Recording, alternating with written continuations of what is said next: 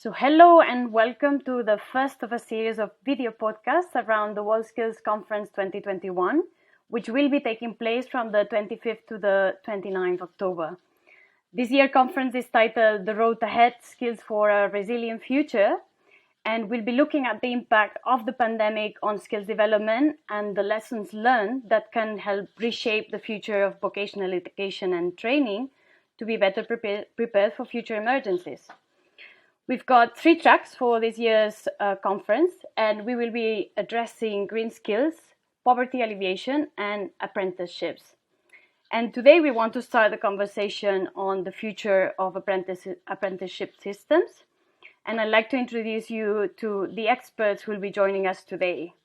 We've got Nazrene Mannie, who is the Executive Director for the Global Apprenticeship Network. Hi, Nazrene. Welcome. Judith. Thank you. María del Mar Munguía, Coordinator of GAN Costa Rica. Hi, María del Mar. Hi, Judith. And Andy Hall, Senior Consultant Policy of the British Council. Hello, everyone, again, and thanks for joining. We've seen that there's much evidence that apprenticeships have great benefits on youth employment and skills relevance. However, we find that apprenticeships opportunities are increasingly scarce and enrollment is low almost everywhere. If we look at the past year and a half, the closure of workspaces and training institutions or the lack of public transport, it's easy to draw the conclusion that apprenticeships would have been severely hit by the pandemic. After all, a great component of apprenticeships is being on the job training, and many enterprises and organizations interrupted or even suspended their programs. I think it'll be interesting to first start with a little bit of to see a case of a country or a region, and I'd like to address María del Mar and see if she could actually tell us how the pandemic affected apprenticeships in Costa Rica, and the larger Latin region. Hi, thanks, Judith. Well, just before the pandemic, the Costa Rican Congress passed a law on dual education after more than 10 years of negotiations. So this modality of work-based learning looks to strengthen, complement, and modernize the education system of Costa Rica. But as a response to COVID, the government applied restrictive measures that affect the productive sectors and that generate an increase in the national unemployment rate.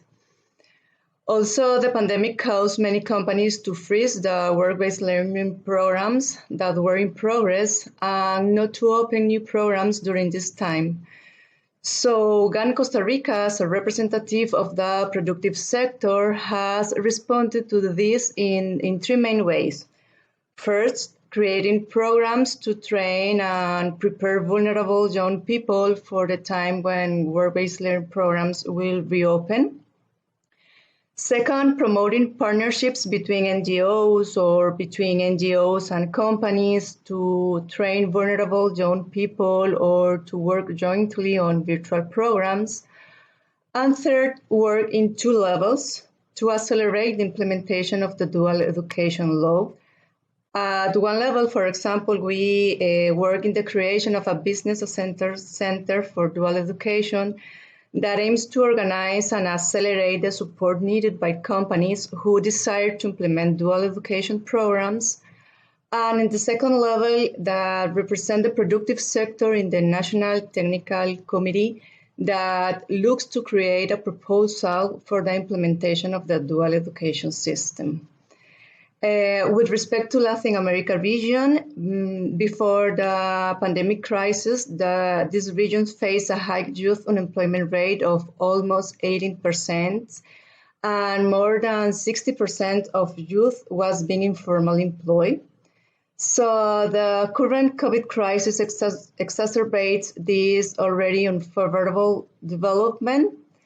And in addition to rising unemployment rates, the suspension of the majority of work-based learning and the school closures during the lockdown in most of the countries will negatively affect the chances of the students to get or to reincorporate in apprenticeship programs. So to support those students that miss several months of school and avoid them becoming a lost generation, Center4 is working with Latin American countries in the promotion of pre-apprenticeships programs as a way to bridge the gap between compulsory education and vocational education and training, and as a way to promote quality apprenticeships. Even though pre-apprenticeships programs do not aim at a direct labor market entry, employers' engagement is one mandatory characteristic to ensure the success of these proposals. We have some countries, for example, Mexico, Brazil, Colombia, Ecuador, Panama, and Uruguay, that confirm that these programs can be one of the solutions. And in conclusion, the private sector and all the stakeholders have to adapt all practices to the new situation, including, for example, digital elements from the beginning, and make new programs in line with the pandemic and post-pandemic future. Okay. Nazrene, I think you can bring in the more global perspective and tell us how businesses dealt with apprenticeships once lockdowns were imposed. Was it on the same line as Costa Rica? What was the trend? Thanks, Judith. And Maria, thanks so much for that explanation. I think what we picked up as the GAN and working with our partners like the British Council, the ILO, the European Union, were very similar issues on a global scale. So businesses immediately affected as shutdowns and lockdowns escalated around the world. The ILO partnered with several organizations to do a survey around May last year. And we found that, at least 85% of businesses had to stop training. The good news is that many of those companies then restarted their training programs as we adjusted to life under lockdown and different levels of lockdown in different countries. I think globally, we started to also see huge support and acknowledgement for the role of apprenticeships and the role that these skills play in the economy. So as partners in this space, we were privileged and I think really excited to see governments start to implement policies to attract more people into apprenticeship training. The UK, France, several other countries put in place support systems for employers to take on apprentices. In Australia, for example, there was protection for apprentice wages. So I think that was really positive to see from a policy perspective, but also very practically it enabled the training to continue. As difficult as it was, there were also some really exciting developments. And the innovation in training, I think, was something that we really saw roll out in different ways across different sectors. In my GAN members, large multinationals in the food and manufacturing sector, in insurance, financial services, they all responded differently, but they all tried to find ways to deliver the training. So hybrid models of training, the use of digital learning technologies, rolling out tools, so laptops for apprentices, trying to get people at least to have the theoretical side of the training done, even if they couldn't come into the workplace to do the on-job training. So I think for me, that was really useful to be able to show the commitment of employers. At the same time, we know how widespread the youth unemployment challenge is. It's something that globally has been a major outcome of the pandemic. And I think it's really important that we continue on the policy angle. And I think the conference this year is going to position really well some of the topics. And I look forward to having policymakers and practitioners join us. Andy, I think it'll be interesting to know the perspective of training institutions. We've also seen many positive examples, and that could also pave the way for rethinking apprenticeship in the future. Could you tell me what you've observed? What can you highlight? Yeah, thanks, Julia. And it's great to hear from Nazrene and Maria as well. And their experiences are, I think, really valuable to frame how we think about it. I mean, I suppose my first thing that I would say is it's an it depends question. That the effects of the pandemic have not been felt equally across society or across countries. the treatment for how the restrictions that have had to be imposed for people's health and well-being have been uneven around the world, and that has, apprenticeships are at the end of the day a job, and they can only move and respond to the labour market. So when we think about the effects on apprenticeships, I think there's different aspects to consider. So there's some apprenticeships where the job has disappeared overnight due to restrictions have been put in place, things like hospitality and travel. So that's more of a pause, perhaps, that then will still need to be picked up afterwards. There's other industries that have been unaffected or actually needed more labour in the short term and more on the job training to be taken out of the classroom and putting people into immediate work. So things like health and social care. So, and then I think the bigger, more profound question is the shock that this is going to have on the long-term effects of apprenticeships, because it was a crisis that happened on a moving train, that all the systems were going in different directions and dealing with aging or youthening populations, or needing to transition to green new industries, or needing to retrain workers away from extractives or whatever they were trying to do. So actually, has the mechanism of making these changes been something that we can learn from in how we do it? I mean, we were interested in the views of practitioners and training institutions, and commissioned the Association of Colleges in the UK to do some research with our global partners in Ghana, India, Malaysia, South Africa, and the UK as well, asking, public and private training providers and employers what's changed for them. And 53% of providers have had to adapt assessment mechanisms. 58% have said that enrolments in apprenticeships are down over 20%. But actually, one of the takeaways for me is that while 50% of those institutions said that they were changing the way that they offer apprenticeships on a temporary basis, only 3% said they were changing the way that they offered apprenticeships in the long term. And I do think we need to think about when training providers are talking, and there's some really great innovative practice, and Maria's talked on some of it, and Nazrene as well, things like shared apprenticeships, where that employer pool dissipates and you can then move around smaller businesses and take multiple placements.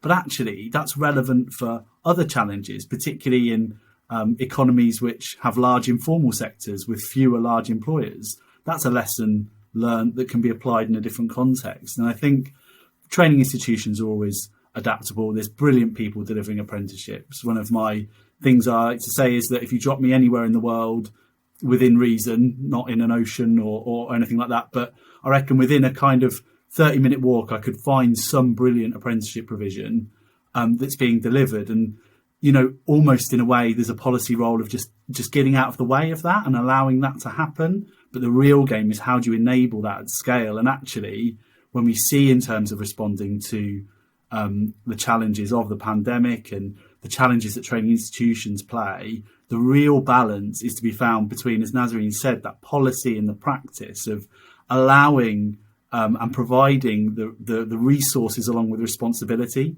to the employers and to the institutions to address the challenges as they see them, but also within that kind of coherent overall narrative to safeguard the quality of learning and the experience for the apprentice and the employers. So there is great practice out there. There is no one way, I think, of doing things that will address the problem, and everything has to be context led. And we've seen that in some of the results of the research that we've done. These are all very, very interesting points, and I think we're going to have a great opportunity on the launch session for this track, Innovations for Apprenticeships in the Post-COVID Era, to really look in depth at the strategies that have worked and that could help countries drive reforms in their apprenticeship systems. So this is one of our big sessions for this track. And then we're going to have on Thursday, 28th of October, two other sessions. The first one will be looking at the importance of alliances for effective apprenticeships, and the other will showcase it will give an opportunity for the European Commission, the ILO, and the British Council to be showcasing the recently launched tools for assessing apprenticeship systems. This is a little bit what we're going to find in this track, and we hope all of you at home or anywhere you are in the world to be able to join the full track and all the sessions. Nazrene, you're going to be actually moderating each of the sessions for the track. So I'm going to ask you, what do you think are the hot topics of these 3 discussions? Yeah, I'm really excited, Judith, because I think you don't often get the opportunity to moderate all the sessions and look at a holistic view of the input and the feedback. So for me, what's really key, I think, is we get the opportunity to hear from policymakers, very senior politicians, business people. We hear from young people. I think it's incredibly important to get the youth perspective. The other issue is around tools. And I think what's fascinating about the session is it's not just a high-level policy-driven conference. It's really engaging on what are the practical elements of the system. We're going to learn from our partners at the ILO, the European Union, and the British Council, showcasing their tools, demonstrating and showing how practitioners can access tools. And by practitioners, I mean both trainers in public and private institutions delivering training, but also employers. And I think it's a fascinating time to be able to learn how to analyze systems, review the policy frameworks, look at the funding, look at employer consultation and engagement. I think this opportunity to engage with one another is another factor that's going to come through across all 3 days. The partnership issue, critically important. And I think ultimately, for me, these sessions are going to highlight, one, how to build effective systems, how to address both the systemic issues as well as the practical implementation challenges and opportunities. And I think given where we are with COVID, we're now looking at the horizon beyond COVID. How do we solve for a future that's both unknown in some ways, whether there will be continued effects of COVID, but excitingly, there are fantastic new opportunities that come. I think the future of work discussion is one that is also prompting our system review, our delivery of training methodologies, the types of programs in place. So these are the kinds of areas we'll cover in these 3 sessions. And I look forward to having participants from the policy space, the bureaucrats, the administrators, as well as those who are trainers, and from the private sector. So please join us in the discussions between 25 and 28th October.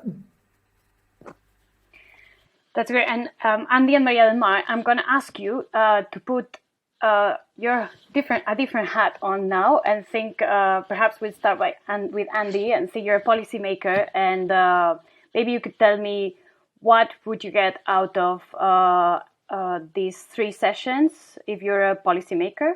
Yeah, I mean, firstly, you know, the British Council is a cultural relations organisation, and we believe that, you know, we're better internationally when we share experiences and challenges and create that kind of friendly knowledge and understanding. So I'm really excited about listening to how other people have approached the same challenges. I think we are really kind of, there's a quote about COVID, which is that the whole world was set the same homework at the same time. And I think it's really interesting to see how people have responded to that. But having said that, I think one of the key things for me and what we've seen through our research and looking at how apprenticeship systems are shaped in Pakistan and in Ghana and in South Africa and in the UK is, you know, there's no one right way to organise an apprenticeship system, and that policy has to follow purpose.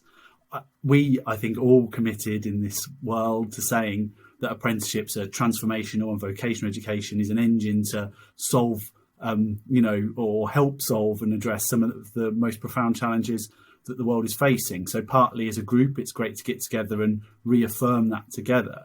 But secondly, I think it's about showing the plethora of different options, and that, you know, if you have an apprenticeship system that you want to deliver economic returns in terms of developing new industry, how does that look different to one that needs to be inclusive for as many people as possible in providing entry-level training opportunities. Is that an either or? Well, not necessarily, but we know that in vocational education, often resources are scarce and limited. So I think that's the exciting thing about this track and about this conference, is seeing the choices that people make, sharing those experiences. And, it's a lonely world making difficult decisions about how you try and meet some of these really difficult and profound challenges. So I think I'm really excited to hear from all perspectives from all across the world in how they're tackling this, and share those kind of ideas and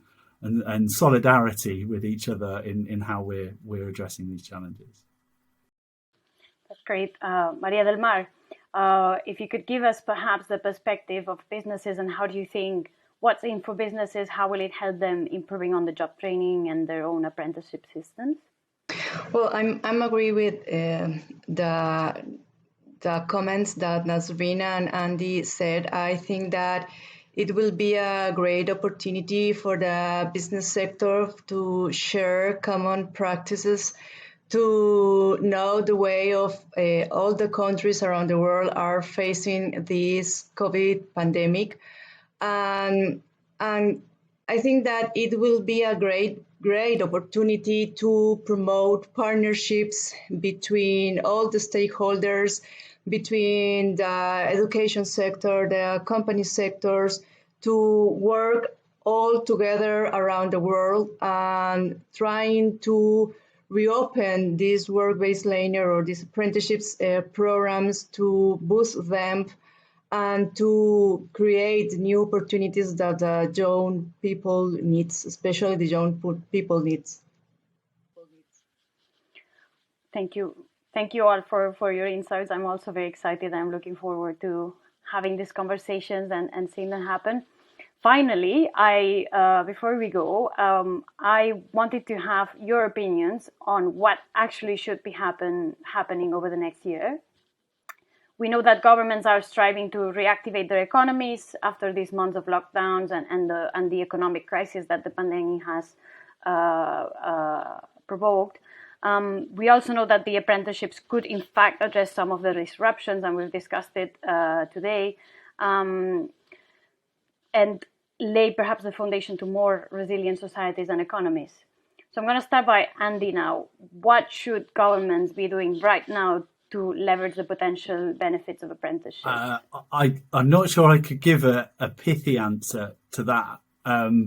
It's a really hard question to answer, and apprenticeships, the great joy of them is that they're employer led, and that there's that ecosystem there that governments need to enable and support. But actually, I wouldn't necessarily say that the policymakers have to be or can be too interventionist in pulling levers and trying to make things happen. I think my emphasis would be on trying to mitigate some of the really harmful effects of the potential for unemployment and lost learning, and the really damaging effect that can have on people's life chances.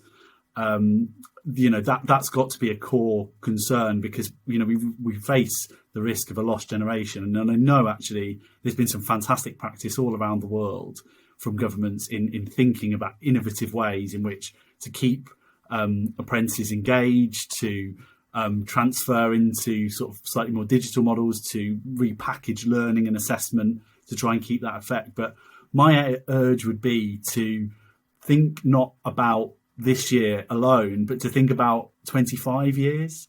I think one of the challenges we face in this world is we can tell people that apprenticeships are great, and then they say, that's fine and fantastic, let's do some, and then tell me how many people have got jobs in 6 months. And there's part of that is important, but it takes time. You have to build systems, you have to build trust, you have to point your apprenticeship system as a policymaker and create the right incentives and checks and balances to really drive that change that you want to see. It's a long-term commitment. So I hope that the bright light of attention on apprenticeships and vocational learning is allowed to shine for long enough to make those kind of transformational changes that will really impact not just this generation, but the generations that come afterwards. Because As I said before, COVID is a profound challenge, but there are lots of other profound challenges out there that really need the attention and the long-term thinking, not just within countries and regions and towns and employers, but between them. María del Mar, I think it's for you. Perhaps we've talked about businesses and how apprenticeships are obviously driven by the productive sector. So perhaps you could tell us what should the business sector, and if you feel more comfortable in Latin America, be doing right now to develop stronger apprenticeship systems? Yes, Jude. We know that the speed of technological change and the accelerated pace of today's economies have increased the gaps between the skills that workers develop in their educational environments and the real needs of the companies. So these gaps have economic consequences at all levels. At the individual level, for example, this implies higher education costs, difficulty in finding employment or prolonged periods of unemployment, or less possibilities for professional growth, lower wages. At the business level, this implies higher costs in recruitment processes, difficulty in filling certain positions, a decrease in their productive capacity, higher costs, and more time devoted to training. And at the control level, productivity in general decreases, deters direct foreign investment, and decreases the general welfare of the country. So against this background, it is clear why all sectors, including the private sector, should be involved in the learning and training processes of the workforce. So, in fact, for example, the results of Manpower's the talent shortage survey published in 2018 indicate that 4 out of 10 companies in Latin America have difficulty finding workers with the right skills. So this data is alarming and will only get worse if urgent measures are not taken. So how should the private sector get involved? Well, I think that an excellent option is active participation, for example, in dual education and training and within the qualification framework of each country. So in first instance, this training and learning model allows a constant dialogue between educational centers and the private sectors, which directly benefits both school or universities, as well as companies, and of course, students. And in general, they should encourage internships, professional practices, and any type of learning based on the job. So saying yes to these educational modalities is to say yes to new opportunities, especially for young people who have a lot to learn and to contribute. And it is open new opportunities to the business sector so that it can innovate more easily and thus compete in a more adequate way in the markets. So Nazrene, as we've mentioned, we're going to be speaking in detail about alliances during our session on Thursday, 28 October. And also, we know, as Andy said, that this is not a short-term solution because it takes time to build alliances and global and partnerships, especially at the global level. So, but you could tell us perhaps what's the role of perhaps already established partnerships and alliances to play in the near future. Absolutely. I think, alliances and partnerships are going to be the foundational form for any improvement and reform in apprenticeship delivery, the whole discussion around quality apprenticeships. The ILO is working on a global standard that in itself is going to be at least a 2-year discussion. And what it's going to require is this engagement, this partnership, discussion, consultation. I think it's an exciting time. Even though this is a long time frames that we're talking about, we're looking, as you say, at the long term. We're looking at systemic change, which shouldn't be rushed. But at the same time, there are opportunities to move things along through partnerships as well. And I think, Andy spoke about the group training model, for example. And this is done really successfully in Australia, where small businesses come together and take turns hosting apprentices to give them training on the relevant areas of the curriculum. You don't need a long lead time to put something like that together if your system enables it. The Global Apprenticeship Network, the WorldSkills Organization are good examples of partnerships that enable collaboration, build connections. Maria spoke about the challenges that businesses are facing around retention, around ensuring world-class skills availability, a workforce of the future. I think employers should be coming in and banging on the door of government to participate in policy discussions, to offer to roll out practical projects, to test and pilot.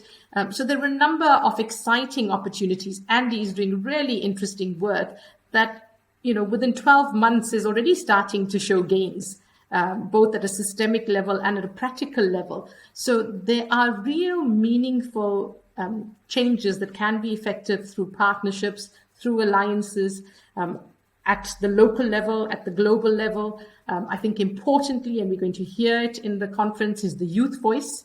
So, we often hear, don't plan for me without me. So it's important for us to bring the youth into the conversation on how to shape a system that's responsive to the needs of young people. I think that's critical because that can also accelerate progress. So there are exciting things happening. And I think it's all looking to strengthen the collaboration, to strengthen the delivery, and to create this culture of effective and quality apprenticeship training and vocational education systems. So partnerships at the heart of the work that we do. And I think we're going to hear some fascinating insights in that session on the 28th of October. Yeah, I agree. And I think this has been a really interesting conversation. And I hope you've also enjoyed it both here and at home. And we're really looking forward to having you all on the full track, the future of apprenticeship systems, where we'll be exploring all these topics and more in depth. We do hope that you have registered and saved the date for the WorldSkills Conference 2021, the Road Ahead Skills for a Resilient Future. And if you have not, do visit our website, WorldSkills Conference 2021, and book your spot. I thank you, all of you, Nazrene, Andy, María del Mar, for your time, for being able to already set some of the topics and put forward some of your thoughts around the future of apprenticeships. And I want to thank as well all the participants in this track and in the conference and the WorldSkills Conference Coalition partners for making WorldSkills conferences possible as usual. And we look forward to having you all join us the global conversation on skills development. Thank you very much. Thank you. Thanks. It's a pleasure.